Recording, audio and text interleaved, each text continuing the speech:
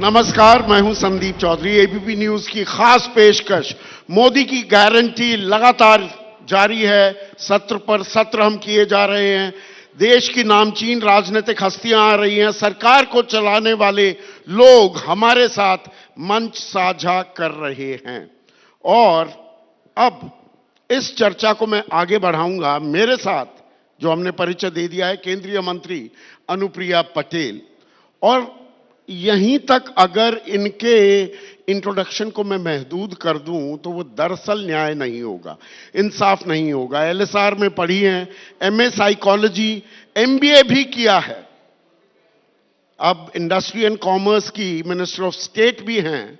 हम मोदी की गारंटी की बात कर रहे हैं। अनुप्रिया, राजनीति का भी कमोडिटिफिकेशन हो गया है क्या? कमोडिटी बन गई है कि ये अरे मेरा मान लो, मेरी गारंटी पक्की।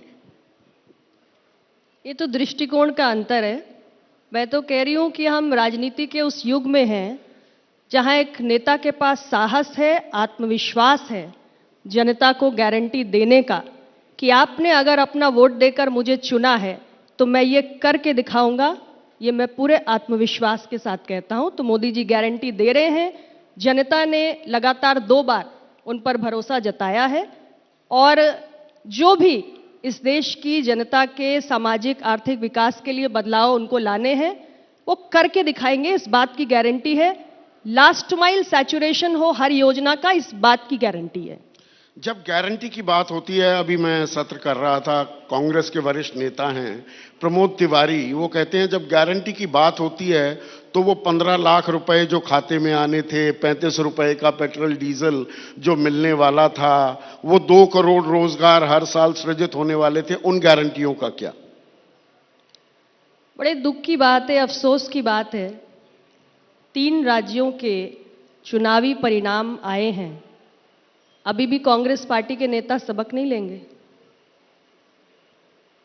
आप समझने को और मानने को तैयार नहीं है कि जनता को अपने जीवन में सकारात्मक बदलाव चाहिए। खोखले दावे, खोखली बातें नहीं चाहिए। पर ये दावे वादे तो किए थे बीजेपी ने ही। देखिए, जो भी वादे किए गए हैं वो लोगों के जीवन में बदलाव के लिए किए गए हैं। और आप देखिए ना, आज 80 करोड़ गरीब लोगों को आप राशन दे रहे हैं। देश में कोई भूखा ना रहे, भूख से किसी की मृत्यु ना हो, ये सरकार 80 करोड़ लोग इतने गरीब हैं, 5 किलो अनाज ना मिले तो भरपेट हमने खाना खाकर सो नहीं पाएंगे। 13.5 करोड़ लोगों को गरीबी रेखा से बाहर भी निकाला है।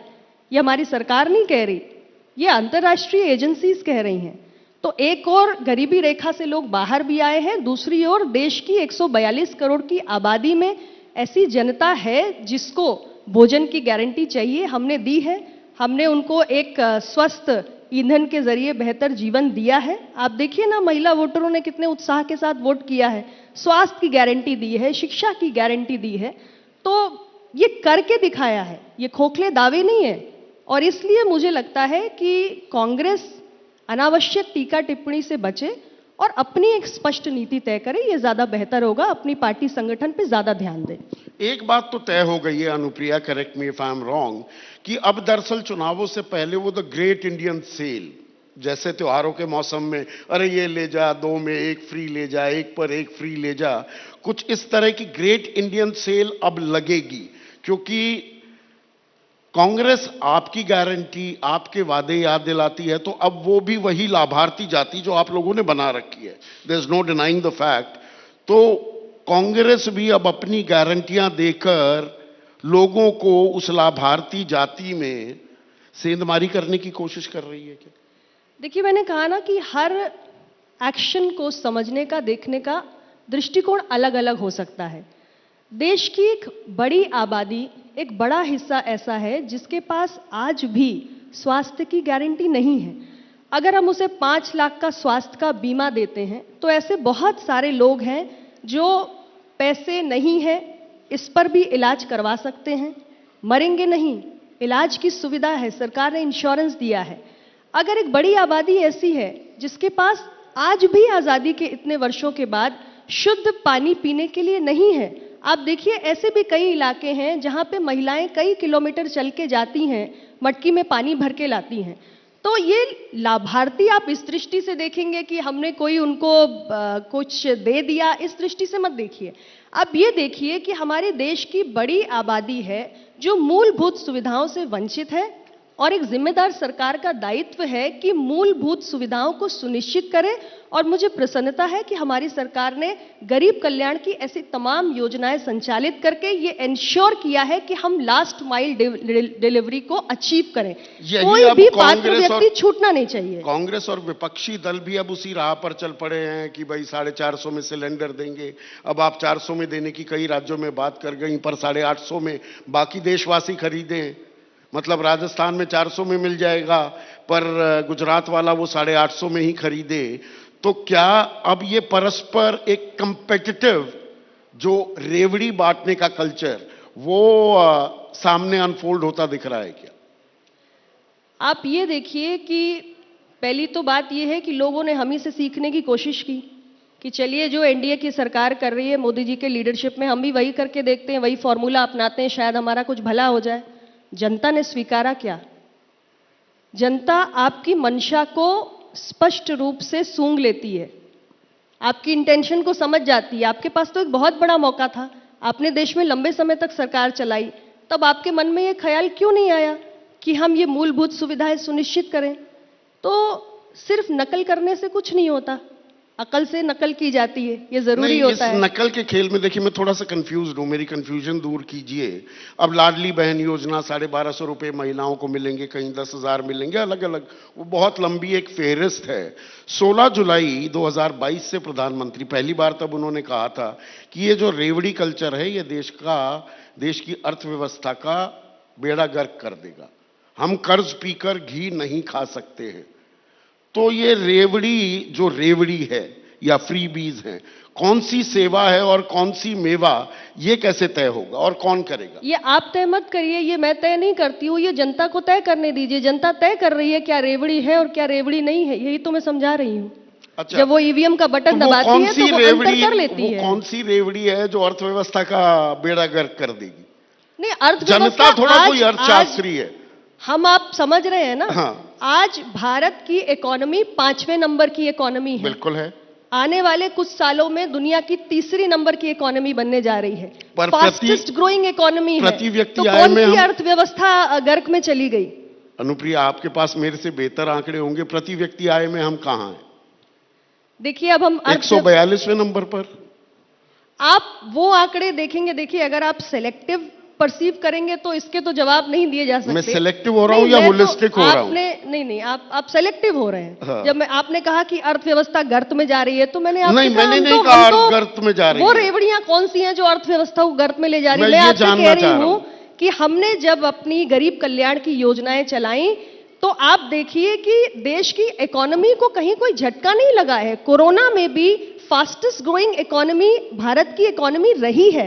हम 5वें नंबर की इकोनॉमी हैं और हम 3रे नंबर की इकोनॉमी बनने जा रहे हैं। आज हमारे जीएसटी कलेक्शन को आप देख लीजिए, अभी हमारा 1.5 लाख करोड़ का आंकड़ा आया है।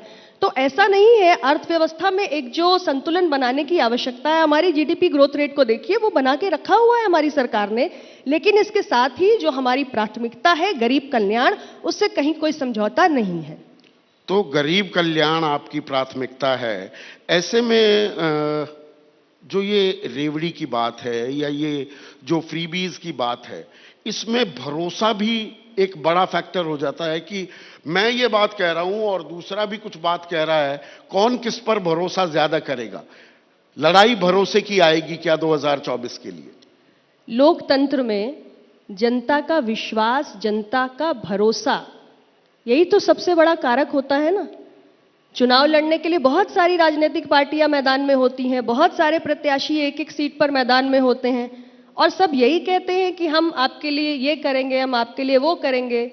लेकिन अल्टीमेटली क्या तय करता है कि सत्ता किसके हाथों में है? तो बीजेपी पर, तो ये तो जनता तय करती है। जनता को विश्वास हो रहा है ना। आप वजह बता पाएंगी भरोसा ज्यादा क्यों आप पर कर रहे हैं? अब 3 राज्यों में जीत के बाद तो ये ताल ठोक सकते हैं आप। मैंने तो आपको बताया कि साहस के साथ हमारे नेता ने देश की जनता से कहा कि हम ये करके दिखाएंगे और हमने करके दिखाया। तो हमने जो कहा वो किया। जब आपके कथनी और करनी में अंतर नहीं होता है वहीं से विश्वास की उपज होती है। You have to walk your talk. अब गरीब कल्याण आपने 3-4 बार उसका जिक्र कर दिया। जब गरीबी की बात होती है तो कहीं ना कहीं उसमें देश का एक बड़ा तबका और वो पिछड़ा वर्ग आ जाता है जिसकी प्रतिनिधित्व आप भी करती हैं। जातिगत जनगणना अब उसकी गूंज सुनाई दे रही है, खासकर जब 2 अक्टूबर को बिहार सरकार ने बाकायदा जातिगत जनगणना के आंकड़े जारी किए और उसकी बिना पर आरक्षण देने की भी बात कर दी, जो अब 65-10 कुल मिलाकर 75% तक जा रहा है। जातिगत जनगणना इस देश की जरूरत है, तभी चिन्हित हो पाएंगे दरअसल गरीब कौन है और कहां पर है।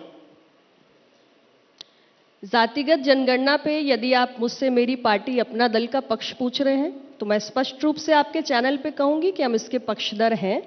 भारत विविधताओं का देश है। ये विविधताएं जातियों की हैं।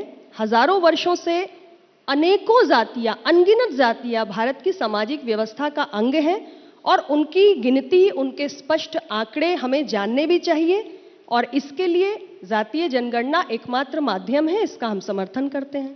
सरकार तो मना कर रही है। अब कहाँ जातिगत इनकार किया? अभी जनगणना शुरू नहीं हुई, मई में जाकर शुरू होगी। वो संकट, संक्रमण, आफत, आपातकाल आया कोरोना नाम का, वो जब शुरू होगी तो जातिगत जनगणना उसका हिस्सा नहीं होगी। सरकार ये साफ कर रही है। सरकार ने तो अभी ना जनगणना की तारीख तय की है और ना ही जातिगत जनगणना से इनकार किया है। आपने बिहार का उदाहरण दिया। बिहार में तो स्वयं भारतीय जनता पार्टी ने वो इसका तो समर्थन राज्य किया इकाई है। हैं, वहां नहीं, की एक पार्टी- इकाइयां हैं। नहीं, एक पार्टी का केंद्र के आप केंद्रीय नेता हैं, आप ताल ठोक कर कहती हैं जातिगत जनगणना होनी चाहिए। बीजेपी की तरफ से यह बयान नहीं आता। इनकार कहाँ किया? मैंने तो सुना ही नहीं। कहाँ इनकार किया? अच्छा, इनकार नहीं किया। 2011 में गोपीनाथ मुंडे उपनेता प्रतिपक्ष थे लोकसभा में, तब कांग्रेस की सरकार थी। सोशियो इकोनॉमिक का सर्वे हुआ था, सोशियो इकोनॉमिक एक सर्वे हुआ। उन्होंने कहा अगर पिछड़ी जातियों की जनगणना नहीं होगी, उनके साथ ये नाइंसाफी होगी, 10 साल और हमें ये नाइंसाफी झेलनी पड़ेगी। अब तो उस बात को भी दरअसल 13 साल होने को आए। अनुप्रिया, बात तो उन्होंने बिल्कुल सही कही थी। यही बात तो मैं कर रही हूँ।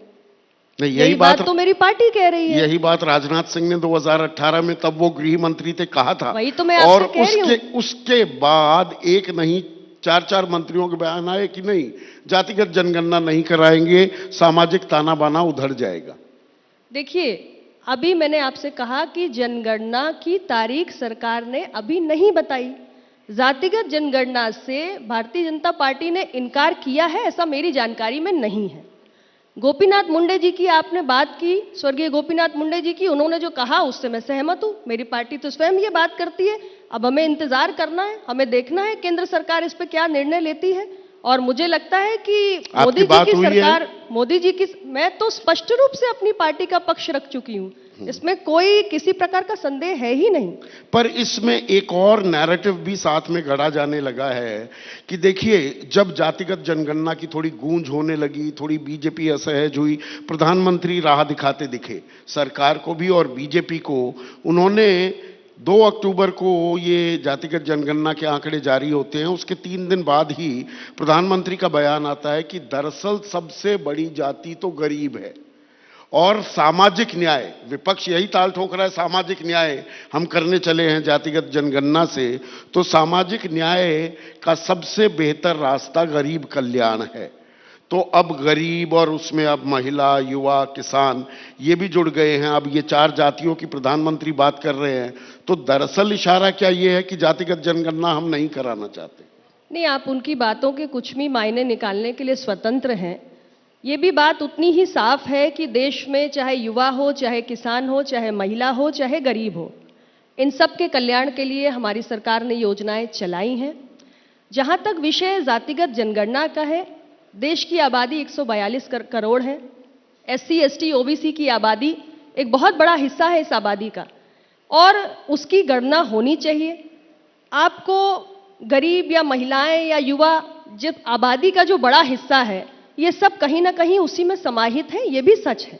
मैं सिर्फ इतना कह रही हूं कि केंद्र सरकार ने अपना पक्ष स्पष्ट नहीं किया है, लेकिन हमारी सामाजिक व्यवस्था का आधार विभिन्न जातियां हैं और उनकी जनगणना करने से निश्चित रूप से हमारे पास प्रामाणिक आंकड़े आएंगे। और अगर हम ये कह रहे हैं कि हमें महिलाओं को, युवाओं को, किसान को, गरीब को सरकारी योजनाओं को पहुंचाना है, तो निश्चित रूप से प्रामाणिक आंकड़े सरकार के पास हो। ये हमारे इम्प्लीमेंटेशन को, एग्जीक्यूशन ऑफ स्कीम्स को और बेहतर ही बनाएंगे। और हमारे पास एक ऐसा माध्यम होगा जिसके जरिए जो लोग भी विकास की मुख्य धारा में वंचित रह गए हैं, उन्हें और आगे लाने के लिए हम काम कर सकेंगे। जातिगत जनगणना से क्या फिर से हम जातियों को तरजीह तवज्जो दे रहे हैं, समाज को बांट रहे हैं क्या? जातियों को, आप क्या जातियों से इनकार करते हैं? जातियों का एग्जिस्टेंस है, ये तो आप मानेंगे ना। और जातियों से तो बंधा ही हुआ है हमारा देश। अलग अलग जातियां तो सदियों से यहां रह रही हैं।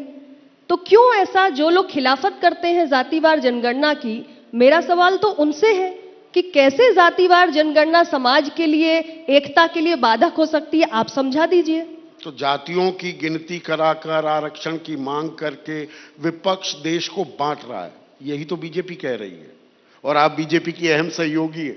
मैं अहम सहयोगी हूं और मैं अपनी पार्टी का पक्ष स्पष्ट रूप से आपके चैनल पे भी रख रही हूं, मैं एनडीए की बैठक में भी रखती हूं, मैं पार्लियामेंट पे भी रखती हूं, मैं हर जगह रखती हूं कि जातीय जनगणना देश को बांटेगी नहीं, बल्कि देश में सदियों से निवास करने वाली जातियों के प्रामाणिक आंकड़ों को स्पष्ट रूप से देश के सामने लाएगी। अब ये तो राजनीति के सवाल और तीखे, नरम, अलग अलग तरह के सवाल होते हैं, पर मैं थोड़ा सा विषयांतर हो रहा हूं अनुप्रिया। सवाल ये, आप तो एक रिलक्टेंट पॉलिटिशियन थी, आप पॉलिटिक्स में आना ही नहीं चाहती थी, राजनीति विरासत में मिली आपको अपने पिता के चलते। अब राजनीति रास आई, या वो लड़की जो एमए साइकोलॉजी कर रही थी, एमबीए, राजनीति से दूर रहना चाहती थी, वो कभी कभी ख्याल आते हैं कि ये कहां आ गई मैं, ये कहां आ गए हम? ये कहां आ गए हम, ये ख्याल तो बहुत बार आता रहा है, क्योंकि ये कोई सोचा समझा फैसला नहीं था। लेकिन अब मेरी पार्टी की विचारधारा के प्रति संकल्पबद्धता है, जीवन अब उसके लिए समर्पित है। मेरा काम है, मुझे ईमानदारी से करना है और मैं निरंतर कोशिश करती हूँ। आ गई है अब राजनीति रास। अब हाँ या ना वाली कोई बात ही नहीं रही है। पार्टी को आगे बढ़ाना है, संगठन को आगे लेकर जाना है, सामाजिक न्याय की विचारधारा के प्रति जो भी मेरा योगदान हो सकता है वो मैं करती रहूंगी। नहीं, मौसम बदलता रहता है ना, जैसे अभी मौसम बदला है, आपको थोड़ी एलर्जी भी है तो थोड़ा जुकाम हो जाता है। राजनीति में भी कभी बुखार, कभी जुकाम और कभी पूरी तरह से तंदुरुस्त आदमी घूमता है। जहां तक मेरी वैचारिक प्रतिबद्धता की बात है, वो मेरी पार्टी के गठन के समय से ही कभी नहीं बदली। पार्टी को आज कई वर्ष हो गए, 1995 में अपना दल का गठन हुआ, आज हम 2023 के अंत की ओर बढ़ रहे हैं। इतने वर्षों में पार्टी ने बहुत सारी चुनौतियों का, असफलताओं का भी सामना किया। आज हम उत्तर प्रदेश की तीसरी सबसे बड़ी पार्टी हैं। कहीं ना कहीं अगर इतना लंबा सफर, इतनी लंबी यात्रा एक छोटे से दल ने तय की है, तो इसमें विचारों के प्रति एक संकल्पबद्धता तो है ही। पिछड़ा वर्ग क्या महज एक वोट बैंक है? कड़वी हकीकत राजनीति की क्या ये है, या जो ये ताल ठोकी जाती है, विपक्ष कह रहा है हम सामाजिक न्याय देना चाहते हैं गिनती कराकर, बीजेपी की तरफ से, आपकी सरकार से बताया जाता है अरे प्रधानमंत्री खुद पिछड़ी जाति से आते हैं, 27 मंत्री हैं जिनमें से आप एक हैं। तो विपक्ष ये भी आरोप लगाता है कि मंत्रालय तो काम चलाने के लिए नाम मात्र के मंत्रालय दे दिए गए हैं। तो सिर्फ मौजूदगी दर्ज कराई जा रही है, या सही मायने में सत्ता का हस्तांतरण भी होते आप देखती हैं? देखिए, सबसे पहले तो आपने जहां से बात शुरू की, आपने जो हमारे विपक्ष में, और विपक्ष में बड़ी पार्टी में कांग्रेस पार्टी से ही बात करूंगी, उन्होंने जातीय जनगणना का विषय उठाया। राहुल जी ने पार्लियामेंट के फोरम पे खड़े होकर कहा कि देश में गवर्नमेंट ऑफ इंडिया में ओबीसी के सेक्रेटरीज केवल 3 हैं। उन्होंने कहा कि हमको कास्ट सेंसस कराना चाहिए। ये विषय गलत नहीं है, मैं इसके पक्ष में कह रही हूं कि ये दोनों विषय गलत नहीं है। सच में गवर्नमेंट ऑफ इंडिया में ओबीसी के सेक्रेटरीज नहीं हैं और जातीय जनगणना देश की जरूरत है, मैं ये कह रही हूं। कांग्रेस के साथ समस्या ये है कि आपकी बातों को लेकर तो जनता ही दिग्भ्रमित है, क्योंकि जब आप सत्ता में रहे तब ये इश्यूज कहां थे? तब तब क्यों ये नहीं आपकी सोचा? प्रायोरिटीज क्यों नहीं थी? मंडल आयोग की कहीं फाइल भी मंडल 10-12 की साल रिपोर्ट पे तो ठंड- आप ही कुंडली मार के हाँ, बैठे हुए ठंडे बस्ते में थे। थी। कास्ट सेंसस को लेकर आपका क्या नजरिया रहा है ये देश के मतदाता ने और ओबीसी वर्ग ने देखा है। तो मेरा ये कहना है कि चुनावी हार जीत को एक किनारे रख के आपने एक अच्छा विषय उठाया है, लेकिन आप इस विषय पर अपनी प्रतिबद्धता कितना लंबे समय तक बनाए रखेंगे, जनता के लिए जिज्ञासा का विषय ये है। क्या इस चुनावी परिणामों के उपरांत भी कांग्रेस निरंतर ओबीसी की बात करेगी? क्या कांग्रेस लगातार कास्ट सेंसस की बात करेगी? ये जरूरी विषय है। अगर आप प्रतिबद्धता बनाए रखेंगे तभी तो जनता के मन में विश्वास आएगा। मोदी जी की सरकार ने ओबीसी के हक में अनेक फैसले लिए, ये विश्वास वहां से बना। तो मैंने जो बात कही, वॉक योर टॉक, कथनी करनी में अंतर नहीं होना चाहिए। हमने ओबीसी कमीशन को कॉन्स्टिट्यूशनल स्टेटस दिया, आपने दिया क्या? आपके पास मौका था, आपने नहीं दिया। रोहिणी आयोग की जो भी सिफारिशें हैं, 13 एक्सटेंशन मिल गई, सार्वजनिक तो कर दीजिए। छन छन के कुछ खबरें आती हैं, उस पर हम चर्चाएं भी कर लेते हैं। चलिए, इस विषय को भी देख लिया जाएगा, मुझे अब इसके बारे में गहनता से नहीं पता, लेकिन मैं इतना ही कह रही हूं, मूल बात यह है कि आप अगर ओबीसी के हक में कोई विषय उठा रहे हैं तो जनता के मन में विश्वास नहीं है, ओबीसी के वर्ग में विश्वास नहीं है कि आप उसके प्रति कमिटेड हैं। लेकिन हमने अपने कमिटमेंट को प्रमाणित किया है और इसलिए ओबीसी वर्ग को विश्वास है, इतना ही अंतर है। तो ये वॉकिंग द टॉक जो बात आपने कही, तो पिछड़ा कब तक पिछड़ा रहेगा? राजनीतिक दलों को ही अगड़ा बनाता रहेगा, वो अगड़ा कब बनेगा? देखिए, ऐसा है, आज संविधान निर्माता बाबा साहेब पुण्यतिथि अंबेडकर है। जी का महापरिनिर्वाण दिवस है। उन्होंने कहा था कि पॉलिटिकल डेमोक्रेसी सोशल और इकोनॉमिक डेमोक्रेसी के बिना अधूरी है। अब जब हम सोशियो इकोनॉमिक डेमोक्रेसी की बात करते हैं तो हमें यह देखना है कि एक तरफ हमारा जो सामाजिक आर्थिक विकास है वो चलता रहे, जो मूलभूत सुविधाएं हैं वो वंचित तबके को मिलती रहे। इसके साथ ही हमारे डेमोक्रेसी के जो महत्वपूर्ण स्तंभ हैं, चाहे हमारी न्यायपालिका हो, विधायिका हो, कार्यपालिका हो और आपका मीडिया भी हो। आपने जो सवाल किया ना कि पिछड़े और दलित अगड़े कब बनेंगे, जब न्यायपालिका में, विधायिका में, कार्यपालिका में, मीडिया में सभी की भागीदारी, सभी का प्रतिनिधित्व होगा, तब ये दरारें घटनी शुरू होंगी।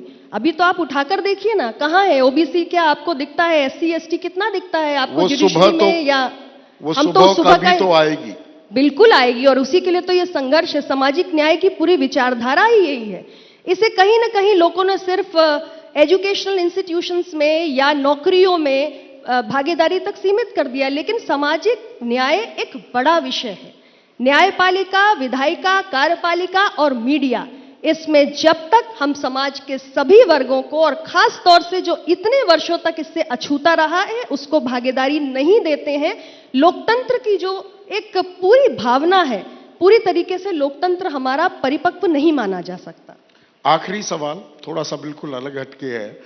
2 गानों का जिक्र है, ये सुबह कभी तो आएगी और ये कहां आ गए हम। आपकी आंख में मैंने एक चमक देखी, तो एक गाना आप सुनाना चाहेंगी? जाते मैं जाते आज गाना सुनाना नहीं जुकाम है, चाहती। वो देखिए, ये जो हमेशा के, वो मुझे मालूम है, और यहाँ पर आप बहाना भी नहीं बना रही, लेकिन 2 लाइनें अगर गुनगुना दे तो। गाना किसी और मौके पर गाएंगे। एक गाना गुनगुना, 2 लाइन गुनगुना दीजिए, फिर कभी। तो चलिए, इसी वादे के साथ अनुप्रिया पटेल, बहुत बहुत शुक्रिया। अनुप्रिया पटेल, पिछड़ा कब सही मायने में अगड़ा बनेगा या राजनीतिक दलों को ही अगड़ा बनाता रहेगा, इस सवाल का जवाब भी हम तलाशते रहेंगे। इस सत्र में इतना ही। नमस्कार।